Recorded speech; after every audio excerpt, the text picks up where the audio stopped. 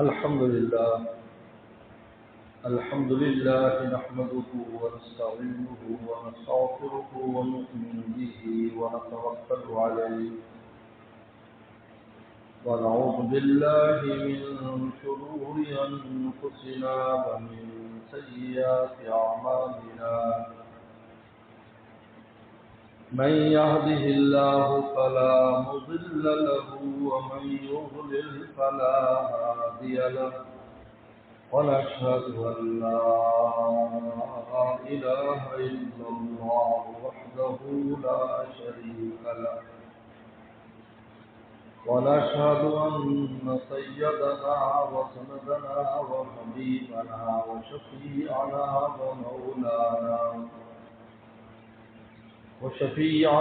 ومولانا محمدا عبده ورسوله صلى الله تعالى عليه وعلى آله وأصحابه وبارك وسلم.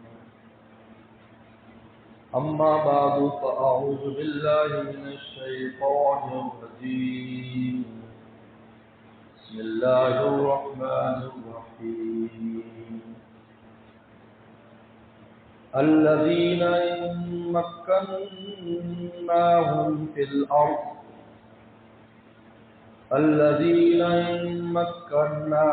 في الأرض أقاموا الصلاة وآتوا الزكاة وأمروا بالمعروف ونهوا عن المنكر ولله عاقبة الأمور.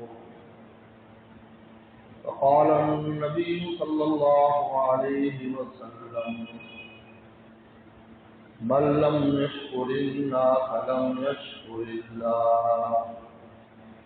وعن ابن عباس رضي الله تعالى عنهما قال: خير النعمة الشكر. أو كما قال عليه الصلاة والسلام: صدق الله وصدق رسوله النبي الكريم. میرے محترم بزرگ اور دوستو، اللہ تعالیٰ نے قرآن مجید میں ان مہاجرین کی تعریف فرمائی جو اپنا سب کچھ چھوڑ کر مدینہ شریف آتے ہیں، اور اللہ تعالیٰ نے پہلے سے اس بات کی خبر دی. اس لیے حضرت عثمان غنی رضی اللہ عنہ فرماتے تھے: سگاؤ قبل قنائی.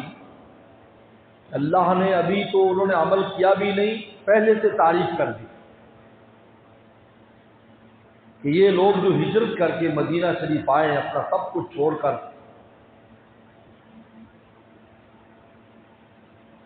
لٹے پٹے انداز میں مدینہ شریف میں پہنچے ہیں، کھانے کے لیے بھی کچھ نہیں ہے، پیٹ پر پتھر باندھتے ہیں،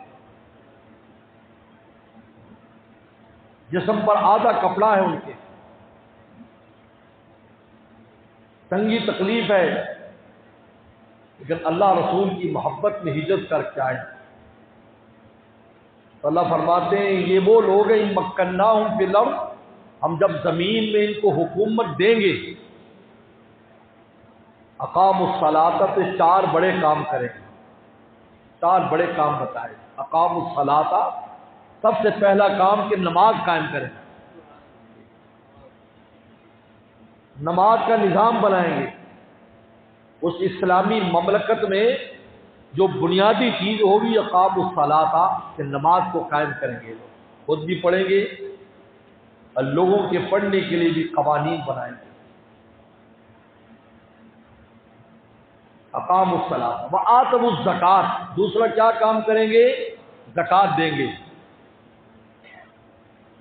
خود بھی زکوٰۃ ادا کریں گے اور زکوٰۃ کا نظام بنائیں گے. عبادات میں ان 2 عبادات کو قرآن نے ذکر کیا ہے، کیونکہ یہ وہ عبادتیں جو پورے سال میں ہوتی ہیں. نماز روزانہ کی بنیاد پر ہے، اور زکوٰۃ اگرچہ سالانہ کی بنیاد پر ہے، لیکن ہر آدمی کا سال کب پورا ہوتا ہے؟ تو سال کے کسی حصے میں کسی کا سال پورا ہو رہا ہے، کسی میں کسی کا سال پورا ہو رہا ہے، تو پورے سال ہی زکوٰۃ دینے کا نظام چلتا رہتا ہے. وہاں کو رمضان مقرر نہیں ہے. یہ تو ہم نے ویسے رمضان کا بنایا اور رمضان میں زکوٰۃ دینی، ورنہ ایسا نہیں ہے جب انسان کا سال پورا ہو جائے وہ اپنی زکوٰۃ ادا کرے، بس یہ شریعت کا حکم ہے۔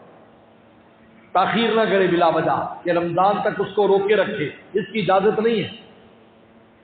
ہاں ویسے ہی اگر آپ کا رمضان کے ساتھ نظام ہے تو الگ بات ہے، ورنہ زکوٰۃ کا اصل طریقہ یہ ہے کہ جو ہی واجب ہو اسی وقت ادا کرنے کی کوشش کریں،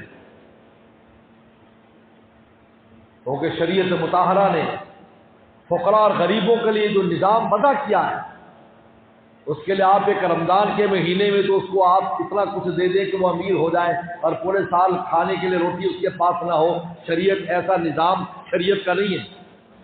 جیسے پورے سال میں جب یہ حدیث شریف میں آتا ہے کہ جب انسان کو صدقہ دینے کا ارادہ ہو فوراً نکال دے، یہ نہیں کرے کہ یار میں فلاں ٹائم آ جائیں اس میں زیادہ ثواب ہے میں اس میں صدقہ کروں گا، اس کی حوصلہ افزائی نہیں کی، اس لیے کہ تیرا جذبہ بھی ختم ہو سکتا ہے، بلکہ تو خود ہی دنیا سے رخصت ہو سکتا ہے، اور ہو سکتا ہے کہ جس وقت تو صدقہ نکالے اس وقت غریب کو سخت ضرورت ہو اور تیرے اس تھوڑے صدقے پر اللہ تجھے بہت زیادہ اجر عطا فرمائے۔ کیونکہ صدقہ جو ہے وہ ضرورت کے تحت جب دیا جاتا ہے، کوئی ضرورت مند ہو صدقہ دیتے تو اس کا اجر بڑھ جاتا ہے۔ یاد رکھو جس طرح خارجی چیزیں اجر بڑھاتی ہیں کہ رمضان کا مہینہ ہے تو اجر زیادہ ہے، یا مکہ شریف میں آپ صدقہ دیتے تو اجر زیادہ ہے، مدینہ شریف میں دیتے تو اجر زیادہ ہے، لیکن اگر اگلا غریب ضرورت مند ہے اور آپ اس کو صدقہ دے رہے ہیں اس وقت اس کا اجر سب سے زیادہ ہو جائے گا، کیونکہ آپ نے جس کو دیا ہے وہ ضرورت مند تھا اور عین ضرورت کے وقت آپ نے اس کو وہ چیز دی ہے تو کام بن جاتا ہے۔ یاد رکھو اتنی اہمیت اس کی۔ ایک واقعہ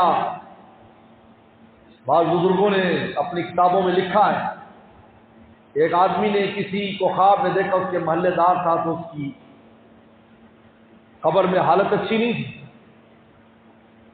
میں نے کہا میں تمہارے لیے کیا مدد کر سکتا ہوں؟ انہوں نے کہا یار میری ایک بیٹی ہے جو میں پیچھے چھوڑ کر آیا ہوں، تم اسے جا کر کہو کہ میرے لیے کچھ صدقہ خیرات کرے، کچھ کرے، کیونکہ مالی صدقہ سب سے زیادہ فائدہ دیتا ہے مرنے والے کو۔ یاد رکھیں مالی صدقہ اول نمبر، دعا اور مالی صدقہ اس کا پہلا نمبر ہے۔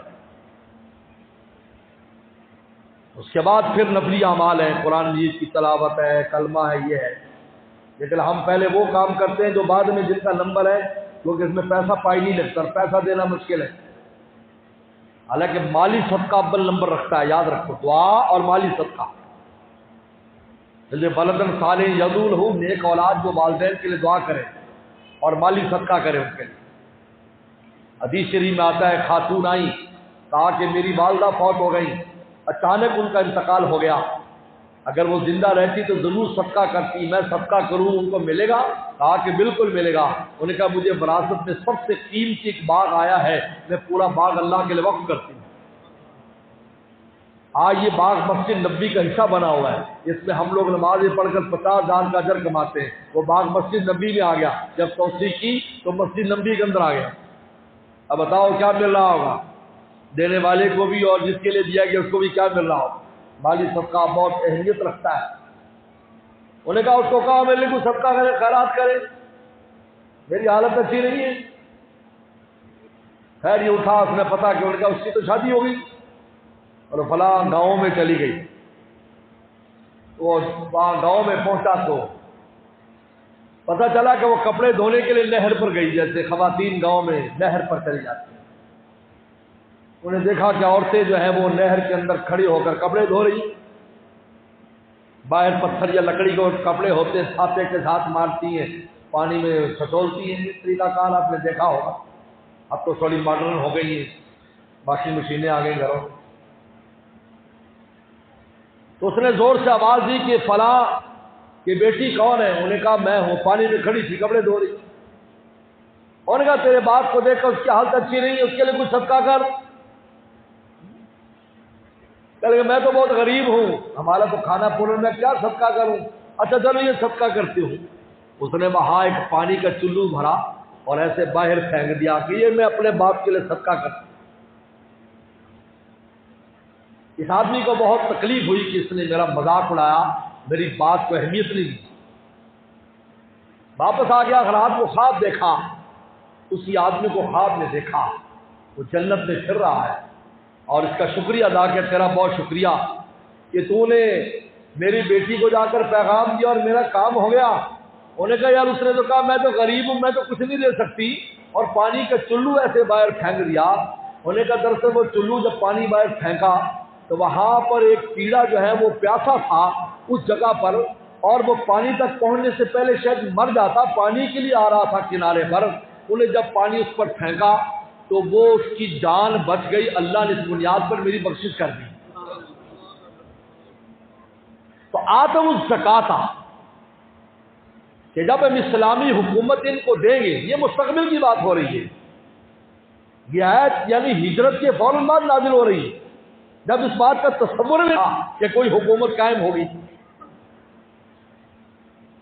آتم الزکوٰۃ، زکوٰۃ دیں گے، وہ امر بالمعروف، اور تیسرا کام کیا کریں گے؟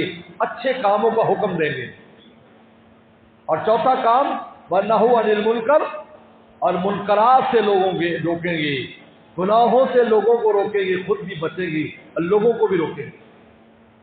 یہ چار کام کا اللہ نے فرمایا کہ اگر ہم ان مہاجرین کو آج یہ جو لٹے پٹے ہیں جن کا نہ کوئی گھر ہے نہ کوئی در ہے، آج یہ رسول اللہ اور اللہ کی محبت میں آئے، اگر ہم ان کو حکومت دیں، یہ اللہ نے اس میں وعدہ کر لیا ایک وقت آئے گا۔ چنانچہ خلفائے اس لیے حضرت عثمان غنی فرماتے تھے سلام قبل بلائی، کہ ابھی حکومت آئی نہیں، اس کا تصور بھی نہیں ہے، لیکن اللہ نے پہلے تعریف کی کہ یہ اتنے اچھے لوگ ہیں، یہ چار بڑے کام کریں گے۔ عبادات میں 2 عبادتوں کے قیام کی فکر کریں گے، اور احکام میں 2 حکم کیا، امر بالمعروف نہی عن المنکر کریں گے۔ وللہ عاقبۃ الامور، اللہ نے فرمایا کہ سارے انجام کاموں کے اللہ کے ہاتھ میں ہیں۔ آج اگر تم ان کو یہ سمجھتے ہو کہ ان کے پلے کچھ نہیں ہے، لیکن انجام اللہ کے ہاتھ میں ہے، جب اللہ کے ہاتھ میں وہ جب چاہیں گے ان کو حکومت دے دیں۔ چنانچہ اس کا مصداق سب سے پہلے خلفائے راشدین بنے، اس کا مصداق سب سے پہلے خلفائے راشدین۔ اس زمین پر سب سے پہلے جو حکومت قائم ہوئی ہے وہ خلفائے راشدین کی حکومت تھی۔ پیغمبر اسلام نے مکہ فتح کیا، اس کے بعد حجۃ الوداع ہوا، پیغمبر اسلام دنیا سے چلے گئے، سیدنا صدیق اکبر رضی اللہ عنہ اپنے مصلی پر کھڑا کر کے چلے گئے، جن پر حضرت علی کرم اللہ وجہہ نے فرمایا جن کو اللہ کے نبی نے ہماری امام جو ہے نماز کا امام بنا دیا، وہی ہماری حکومت کا امام ہے۔ سب نے ان کے ہاتھ پر بیعت کر لی۔ پیغمبر اسلام نے پہلے سے اشارہ دے دیا تھا سیدنا صدیق اکبر رضی اللہ تعالیٰ عنہ سے، ان کو خلیفہ بنا دیا، اور یہ 2 سال کے قریب ان کی خلافت رہی، اور جتنے بھی آنے والے آئندہ کام تھے ان تمام کاموں کی بنیاد انہوں نے ڈال دی۔ اور خلافت میں سب سے اہم کام جو انہوں نے کیا وہ منکرین ختم نبوت کے خلاف کیا۔ سب سے پہلا کام یاد رکھو، سب سے پہلا کام منکرین ختم نبوت، مسیلمہ کذاب کے خلاف فوجیں بھیجی۔ اس وقت جب ہر طرف شورش تھی، پورے عالم میں شورش، کفر من کفر بالعرب، مسلم شریف میں آتا ہے ایک بہت بڑا طبقہ تھا جو اسلام سے خارج ہونے کے لیے تیار ہو گیا کہ اب رسول اللہ چلے گیا، اب یہ دین کا کوئی مال وارث نہیں۔ اس میں مسیلمہ کذاب جن نے جھوٹی نبوت کا دعویٰ کیا تھا، اس کے خلاف فوجیں بھیجی۔ ایک ایک دن میں 600 قاری قرآن اس میں شہید ہوئے، ایک ایک دن 600 قاری قرآن۔ یہی قرآن مجید کے جمع کرنے کی وجہ بنی جب یہ خبر ملی کہ ایک ایک دن میں 600 قاری شہید ہو رہے ہیں، یعنی وہ ایسے مجاہدین تھے جو قاری قرآن بھی تھے، عالم دین بھی تھے، حافظ قرآن بھی تھے۔ تو پھر یہ قرآن مجید کو کتابی شکل میں جمع کیا۔ میرے دوستو، اسلامی حکومت اللہ تعالیٰ نے اسی طرز پر ہمیں یہ پاکستان بھی عطا فرمایا۔ یہ پاکستان میں کیسی ہجرت ہوئی، ہزاروں لاکھوں انسان اس میں شہید ہوئے، اللہ نے ہمیں حکومت دے دی، حکومت قائم ہو گئی۔ اب حکومت قائم ہونے کے بعد یہ بھی عجیب بات ہے، نظریات کی بنیاد پر مدینہ شریف کے بعد پہلی حکومت پاکستان میں قائم ہوئی نظریات کی بنیاد پر، ورنہ قوموں کی بنیاد پر تھی، کوئی کسی قوم کی وجہ سے قائم کی، کوئی کسی قوم کی وجہ سے قائم کی، بعد میں اگر تو وہ اسلامی انداز میں ڈھل گئی، لیکن جو نظریہ اسلام کی بنیاد پر کہ پاکستان کا مطلب کیا لا الہ الا اللہ، وہ پاکستان قائم ہوا ہے۔ یہی وجہ ہے کہ اصل اس کے قیام کا وقت جو اصل تھا وہ 27 رمضان المبارک تھا، لیکن ہم پر چونکہ انگریزیت کی چھاپ ہے تو 14 اگست تو ہمیں یاد رہ گیا، 27 رمضان یاد نہ رہا، تو اصل تو یہ تھا کہ 27 رمضان ایک رمضان کا مہینہ، اور پھر 27 تاریخ جو شب لیلۃ القدر کی تاریخ ہوتی ہے، اس دن میں پاکستان کا قیام ہوا اور پاکستان وجود میں آیا۔ لیکن یہ ایسے نہیں آ گیا کہ تھالی میں رکھ کر دے دیا گیا۔ 1857 کی جنگ آزادی سے اس کے لیے جدوجہد شروع ہوئی، 1857 کی جنگ آزادی، کہ انگریز کو نکالو اور اسلامی سلطنت قائم کرو، 1857 میں شروع ہوئی، چلتے چلتے پاکستان تک پہنچی۔ اس دوران ہزاروں لاکھوں انسان علماء صلحاء شہید کیے گئے، طلباء شہید کیے گئے، ایک ایک دن میں 500 علماء کو پھانسی دے دی گئی، ایک ایک دن میں۔ وہ انگریز جانتا تھا کہ علماء کی جماعت اگر ختم کر دی جائے تو اس امت کا جو چاہے ہم مذہب بنا دیں۔ ان کے اپنے ساتھ یہ ہوا ہے۔ اس وقت عیسائیت جس دین پر ہے، بڑے مضبوط ہے، بڑی طاقت ان کے پاس، سب کچھ ہے، لیکن اصل عیسائیت ان کے پاس نہیں ہے، کیونکہ یہودیوں نے شروع ہی سے عیسائیت کی شکل بگاڑ دی۔ ان کو نہیں معلوم کہ اصل حکام کیا ہے۔ علیہ السلام نے کبھی کہیں نہیں کہا کہ سور حلال ہے، آپ نے کبھی نہیں کہا کہ شراب حلال ہے۔ اس وقت جو بے راہ روی یورپ اور عیسائیوں میں پھیلی ہوئی عیسی السلام کی کوئی ایک ملفوظ بھی اس کی تائید میں نہیں ملتا، یہ کہاں سے آ گیا؟ دین کی شکل بگاڑ دی۔ سور کو بھی حلال سمجھ کر کھا رہے ہیں، شراب کو بھی حلال سمجھ کر استعمال کر رہے ہیں، ان کو پتہ ہی نہیں ہمارا اصل کیا ہے، کیونکہ اصل ختم ہی کر دیا۔ کیونکہ ان کو علماء نے اس کو زمانہ نہیں، بلکہ یہودی ان کے علماء کی شکل میں ان میں داخل ہوئے۔ بولس بڑا مشہور ان کا عیسائیوں کا بہت بڑا عالم سمجھا جاتا ہے، آپ اس کی تاریخ پڑھ کر دیکھ لے کر، دراصل وہ یہودی تھا، وہاں سے آیا، اور آنے کے بعد اس نے حلیہ بگاڑ دیا پورے دین کا۔ کہتے اگر یہ دین محمدی کا بھی اگر حلیہ بگاڑنا ہے، عیسائیوں نے اور یہودیوں نے کہا کہ ان میں سے علماء کی جماعت کو ختم کرو، کیونکہ یہ ان کو یاد کراتے رہتے، سبق دوبارہ دہراتے رہتے، جس کی اپنے دین پر قائم ہے، یہ اللہ کے بھی عاشق ہے، رسول اللہ کی بھی عاشق ہے، کتاب اللہ کی بھی عاشق ہے، ہر چیز پر مسلمان کمپرومائز کر سکتا ہے، لیکن اللہ، رسول اور قرآن پر کمپرومائز نہیں کر سکتا۔ کتنا بھی گناہ گار مسلمان ہو، وہ کبھی بھی ناموس رسالت کے لیے پیچھے نہیں ہٹے گا، کبھی اپنا دین نہیں بیچے گا۔ لیکن یہ ایک عجیب بات ہے کہ یہاں اسلامی حکومت قائم ہوتی ہے، مدینہ شریف میں مسلمہ کذاب اٹھتا ہے، منکر ختم نبوت اور نبوت کا دعویٰ کرتا ہے، اور پیغمبر سلام سے خود اس نے کہا تھا، آخری وقت جب اس کی ملاقات رسول اللہ سے ہوئی تھی، انہوں نے کہا میرے بعد تم حکومت مجھے لکھ دو تو میں آپ کے دین پر آتا ہوں۔ تو ملنے کے لیے آیا، اور ایک بہت بڑا لشکر لے کر آیا مدینہ سے باہر، روب ڈالنے کے لیے کہ میرے پاس اتنا بڑا لشکر ہے۔ اس کو کیا پتا کہ عاشقوں کی جماعت ایک اکیلا ہی لشکر ہے، کیا پتا یہ اللہ کے رسول اللہ کا جو عاشق ہے، صحابہ کی جماعت، یہ کیا چیز ہے۔ ایک کے اندر اللہ نے کیا کچھ رکھا ہے۔ وہ ایک لشکر لے کر آیا، رسول اللہ تشریف لے گا، اکیلے گئے، اور اپنے ساتھ ایک صحابی کو لے گئے جو خطیب تھے، رسول اللہ کے خطیب۔ تو آپ نے اس کو خیمے سے باہر بلایا، نے کہا کیا کہتا ہے؟ انہوں نے یہ بات کی، آپ کے ہاتھ میں کھجور کی لکڑی تھی، اور فرمایا کہ اگر تو یہ کھجور کی لکڑی کے بارے میں کہے کہ یہ تجھے مل جائے تو تجھے یہ بھی نہیں مل سکتی.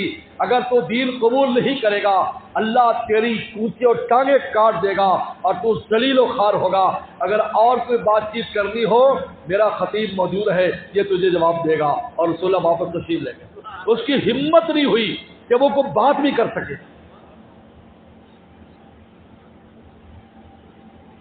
اس نے شورش اٹھائی. حضرت سیدنا صدیق اکبر رضی اللہ تعالیٰ عنہ نے اس کے خلاف سب سے پہلے پاک فوج بھیجی.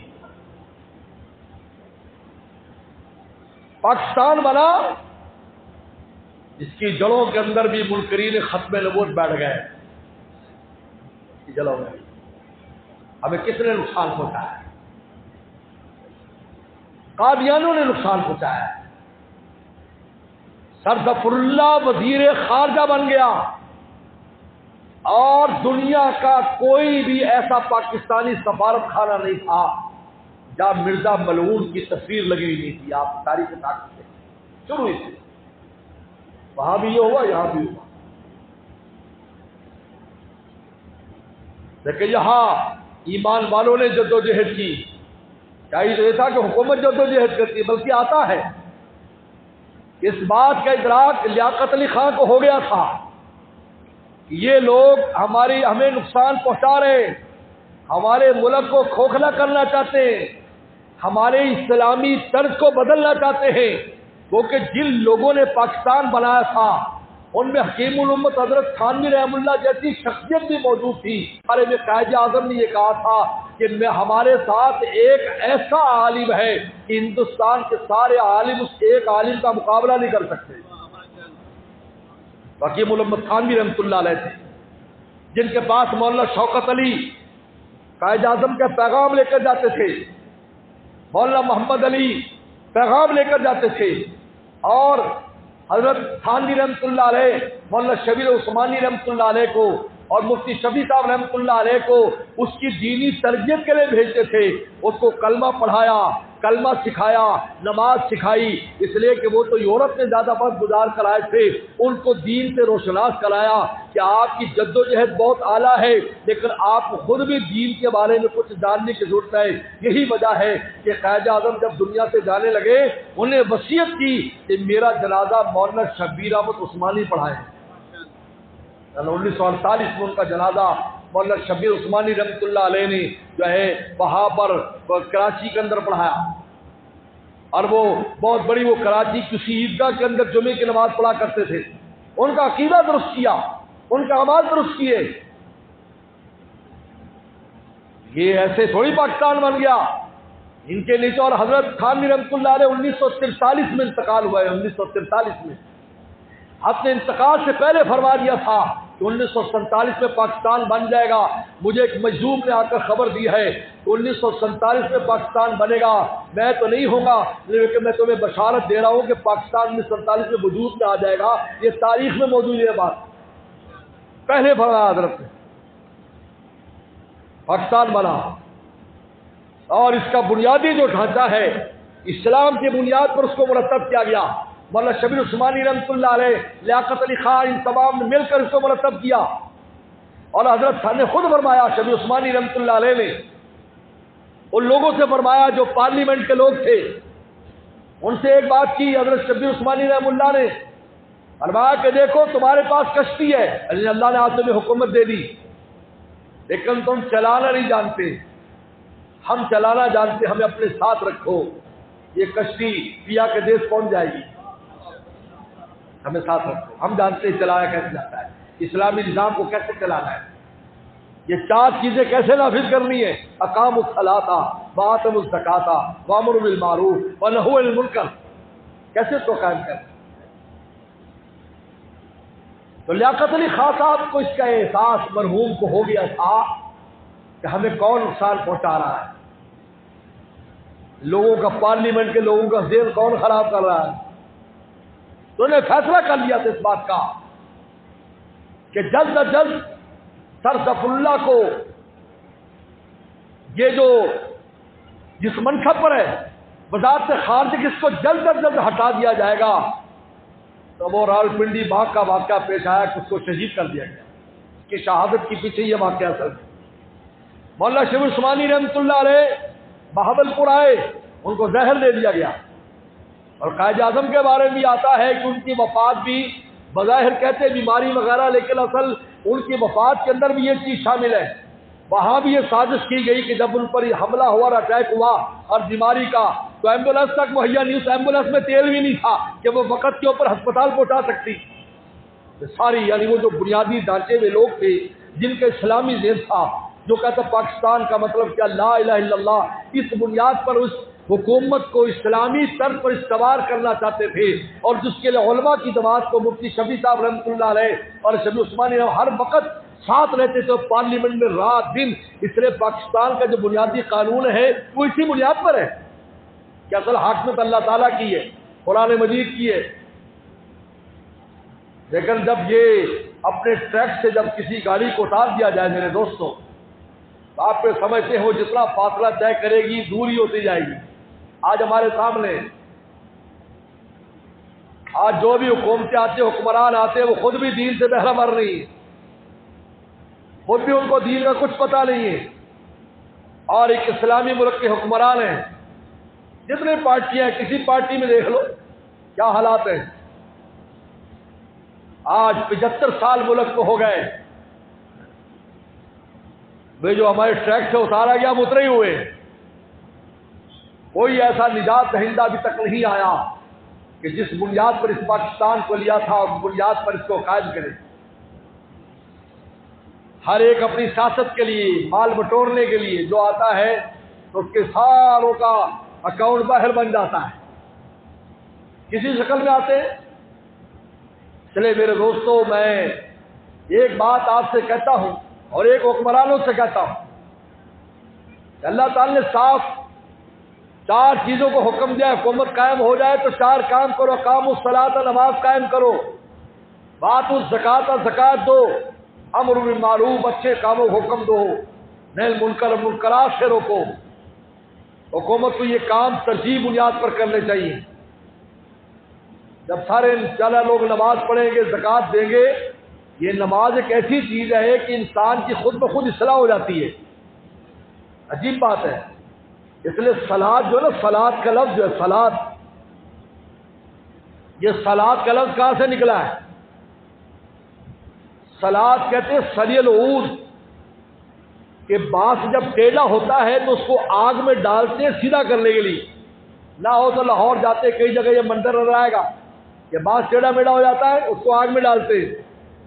عام لکڑی کا بھی یہی ہے، جب آگ میں اس کو ڈالا جاتا ہے تو نرم ہو جاتی ہے تو اس کو پھر سیدھا کر دیتے ہیں۔ لفظ صلاۃ جو ہے اگرچہ ایک معنی اس کا رحمت ہے، اس میں رحمت اترتی ہے، لیکن ایک معنی فقہا نے لکھا ہے کہ جب آدمی نماز پڑھتا ہے تو نماز پڑھنے سے اس کے نفس کی کجی سیدھی ہو جاتی ہے، نفس سیدھا ہو جاتا ہے، سیدھا ہو جاتا ہے، ٹیڑھا پن ختم ہو جاتا ہے۔ جب لوگ 100% نماز پڑھیں گے تو خود بخود تربیت ہو جائے گی، نماز خود سیدھا کر دیتی۔ ان الصلاۃ تنہی عن الفحشاء والمنکر، اور زکوٰۃ دیں گے ہمارا مالی نظام سیدھا ہو جائے گا۔ زکوٰۃ دینے والا کبھی سودی کام نہیں کرے گا، حرام کام ٹھگی نہیں مارے گا، اس کو زکوٰۃ دینی۔ یہ زکوٰۃ کا اثر ہوتا ہے، اللہ کے راہ میں خرچ کرنے والا حرام سے بچتا بھی ہے اور ٹھگی بازی کے مال سے بچتا ہے، کیونکہ کہتا ہے میں تو اللہ کے راہ میں خرچ کرتا ہوں، کیسے دے رہا ہوں، کسی سے شرم نہ کرے، اللہ سے تو شرم آتی۔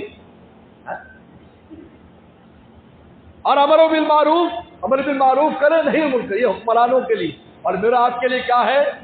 اس اسلامی سلطنت سے اللہ کا شکر ادا کرے۔ اللہ تعالیٰ نے ہمیں ایسی سلطنت دی اور اللہ سے اچھی حکمران مانگے۔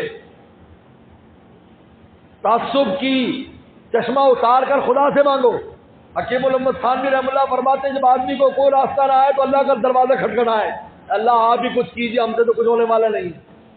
ہم نے بہت ووٹ دے دے کر ہمیں بڑھاپا آ گیا، لیکن ابھی تک وہ کام کا بندہ نہیں آیا کہ جو ہمیں حقیقی معنی میں ہمارے ملک کو لے کر صحیح سلطنت پر چلے، ابھی تک نہیں آیا۔ ووٹ دے دے کر بڈھے ہو گئے، قبروں میں چلے گئے ہمارے بڑے، اس بنیاد پر، اس امید پر کہ یہ جو آئے گا یہ اچھے کام کرے گا، لیکن کس نے کیا کیا ہے؟ ہر ایک ماضی داغدار اور 40 بنی ہوئی ہے۔ اس لیے ہمیں اللہ کا شکر ادا کرنے سب سے پہلے کہ اسلامی سلطنت کے خلاف بات نہیں کرنی چاہیے۔ آپ یہ نہ کہیں کہ جی ملک برا ہے، ملک برا نہیں ہے، ملک بہت اچھا ہے، اس میں ایسی سی نعمتیں خدا نے دی ہیں۔ سب سے بڑی بات یہ ہے کہ تم آزادی سے نماز روزہ کر رہے ہو، ورنہ ہندوستان میں دیکھو ابھی کی 2 ہفتہ پہلے کا واقعہ ہے کہ رات کو مسجد کی فجر کے وقت مسجد غائب ختم کر دی گئی، عشاء پڑھ کر لوگ گئے، مسجد بھری ہوئی، ہزاروں آدمی پڑھتے تھے اس مسجد میں نماز، فجر میں آئے تو مسجد نہیں تھی، ملبہ بھی اٹھا لیا نہ پڑا، پتہ بھی نہیں چلا۔ عشاء میں آئے تو مدرسہ تھا، فجر میں آئے مدرسہ نہیں تھا۔ اللہ کا شکر ادا کرنا چاہیے۔ نماز روزے کے لیے قرآن کے مدارس ہیں، سب کچھ ہے، بہت اللہ کا فضل ہے، میں شکر ادا کرنا چاہیے، اور حکمرانوں کو بھی سمجھنا چاہیے اس بات کو کہ اقاموا الصلاۃ وآتوا الزکوٰۃ، یہ بنیاد ہے اسلامی جہاں نمازیں ہو رہی، جہاں نمازی تیار کیے جا رہے ہیں، مدارس میں علماء تیار کیے جا رہے ہیں، ان کی تم بھی قدر کرو، رکاوٹ نہ بنو۔ اب اللہ کا شکر ابو سے ایسی بات نہ شکری کی نہ کرو، ورنہ جو بے وطن ہوتے ہیں ان سے جا کر پوچھو ان کا کیا حال ہے، جن کا وطن نہیں ہے، جن کو ہجرتیں کرنی پڑ رہی اپنی جگہوں سے حالات کی وجہ سے۔ شام میں اب ترکی میں جاؤ، شام کے شامی لوگ وہاں پر لاکھوں کی تعداد میں، یہاں افغانی لوگ لاکھوں کی تعداد میں۔ اللہ کا شکر ہے ہم اپنے وطن میں رہتے ہیں، وطن کی مٹی ہمیں پیار کرتی ہے، ہم وطن سے پیار کرتے ہیں، ہم اپنا فریضہ ادا کر انجام دیں کہ ہم کس طرح اس کو اچھے سے اچھا کر سکتے ہیں، اللہ تعالی سے مانگے بھی اور خود بھی شکر ادا کریں۔ اللہ مجھے آپ کو عمل کی توفیق عطا فرمائے۔ وآخر دعوانا ان الحمد للہ۔